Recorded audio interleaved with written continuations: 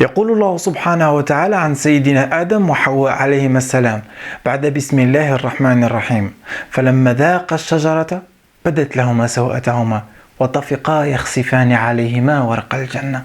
صدق الله العظيم. يقول المفسرين أن سيدنا آدم وحواء وضعوا ورق الجنة على سوءتهما كالملابس. ويقول علماء الإنسان أنه تم استخدام الملابس أول مرة من 100,000 حتى 500,000 سنة خلت. ويقولوا أن السبب الرئيسي اللي استخدموا عليه الملابس هو حماية الجسد من تقلبات الجو، حتى وإن كنت ترى بين الروايتين بعض الاختلاف، إلا أنهما يشتركان في نقطة مهمة: أن الملابس تم استخدامها لحاجة بشرية.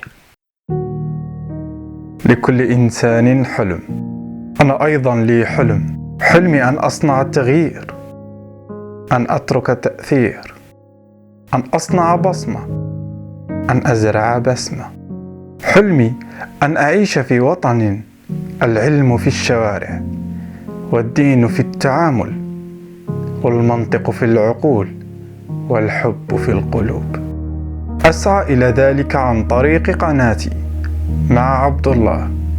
شاركني الحلم واجعل للقناة صوتا. كي نقولوا حاجة بشرية لازم ندو نظرة على الورقة البحثية اللي قدمها العالم أبراهام ماسلو سنة 43، واللي طورها أكثر وفسرها أكثر ووضحها في كتاب اسمه الدوافع والشخصية سنة 54. ماسلو يقول أنه للإنسان حاجات لازم يشبعها حتى يبني سلوك صحيح ويبني شخصية صحيحة، وقسم هذه الحاجات إلى 5 أقسام: الحاجة الفيزيولوجية، الحاجة للأمان، الحاجة الاجتماعية، الحاجة لتقدير الذات، والحاجة لتحقيق الذات. ويقول أن التسلسل الهرمي هو جد مهم لبناء سلوك سوي وبناء شخصية صحيحة. ككل نظرية عندها مؤيدين وعندها معارضين. معارضين النظرية يقولوا أن النظرية أهملت بعض الجوانب مثل الحاجات الروحية والعقائدية إلى آخره، ولكن أكثر حاجة ينتقد عليها النظرية هي التسلسل الهرمي، ويقولوا مش لازم أن الإنسان يتبع ذلك التسلسل الهرمي حتى يبني سلوك سوي وشخصية صحيحة. فمثلا نشوفوا المبدعين يتوجهوا مباشرة إلى تغذية حاجة تحقيق الذات قبل كل الحاجات، أو مثلا في بعض الحاجات تقوى عن الحاجات الأخرى. هذا هو موضوعنا اليوم: تضارب الحاجات، وكيفاش الإنسان يقدر يلبي حاجة على حساب حاجة ثانية. واحدة من أوجه مظاهر تضارب الحاجات هي الملابس. الملابس في هذه الحالة مش وليدة اللحظة، عندها بعد تاريخي. مثلا نشوفوا في الصين ظاهرة أقدام اللوتس كما تشوفوا في الصورة، يحولوا أقدامهم بهذا الشكل فقط حتى ينالوا فرصة زواج جيدة، وهذه الحالة تؤدي لهم إلى كسور، إلى تشوهات، وفي الغالب إلى عدم القدرة عن المشي. وفي أوروبا في القرن ال19 عرف مشد البطن، واحد من أكثر الطرق وحشية اللي كانت تستخدمهم المرأة باش تبان شابة. هو كان مستخدم خصيصا للناس للطبقة الراقية، ولازم يلبسوه حتى يبانوا أنهم من الطبقة الراقية. هذو فقط مثالين لعدد أمثلة لا حصر لها في التاريخ. وحتى في العصر الحالي عندنا نفس النماذج. أول ما يهود الإنسان للسوق يشتري ملابس يحوس على ملابس شابة. طريقة أخرى يحوس على ملابس هو يبان فيها شباب، يحوس على ملابس تزيد ترفع من قيمته في المجتمع، يحوس على ملابس الناس كي تشوفه تعجب به وتقادره وترفع من شخصيته. واحدة من مظاهر استخدام الملابس في تلبية حاجة تحقيق الذات هو التميز، أني نلبس لباس متميز عن البقية.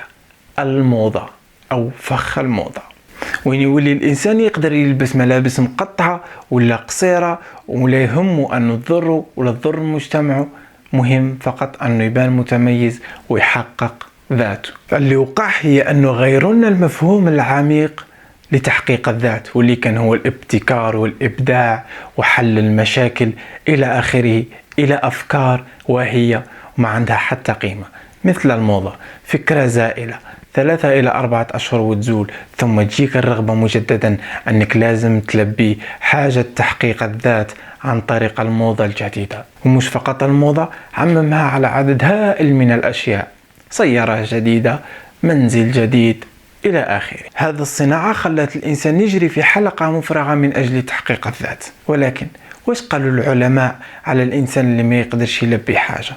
يقولوا العلماء اللي جاوا بعد أبراهام ماسلو واللي طوروا النظرية أكثر أن عدم تلبية الحاجة يخلق عليها سلوك دفاعي، والسلوك الدفاعي عنده أوجه عديدة وصور عديدة في المجتمع.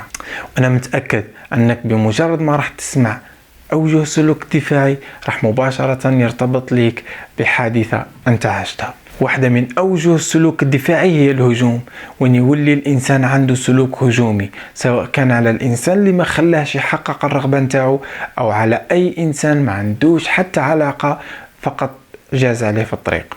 خلينا نعطيكم مثال حتى تفهموها أكثر.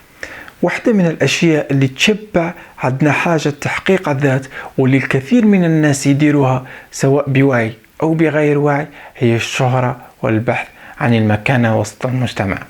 دير تجربة صغيرة وشوف المشاهير على مواقع التواصل الاجتماعي، سواء كان رجل دين أو ملحد، سواء كان فنان عظيم أو دخيل على المهنة، راح تشوف كمية كبيرة من السب والشتم في التعليقات والمنشورات نتاعو، وفي غالب الأحيان ما يكون عندها حتى سبب وجيه وسبب عنده معنى قوي. مثال آخر، شوف شعل من امرأة دارت مكيدة ومصيبة لمرأة أخرى فقط لأنها شاب عليها، فقط لأنها تلبس بطريقة أحسن.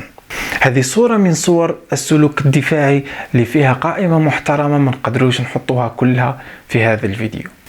الهدف من هذا المقطع هي أنك تتوقف للحظة، تتدبر، تتأمل وتراجع مفاهيمك وتراجع حاجتك لتحقيق الذات ولتقدير الذات.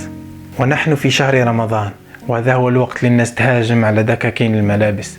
توقف للحظة واسأل نفسك، هل راح تشتري ملابس فقط لأن المجتمع يفعل ذلك؟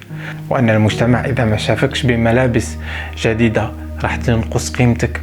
هل راح تشتري ملابس لأنها تسعدك شخصيا؟ هل راح تشتري ملابس لتبحث عن الموضة وعن الجديد فيها؟ اسأل نفسك وتدبر.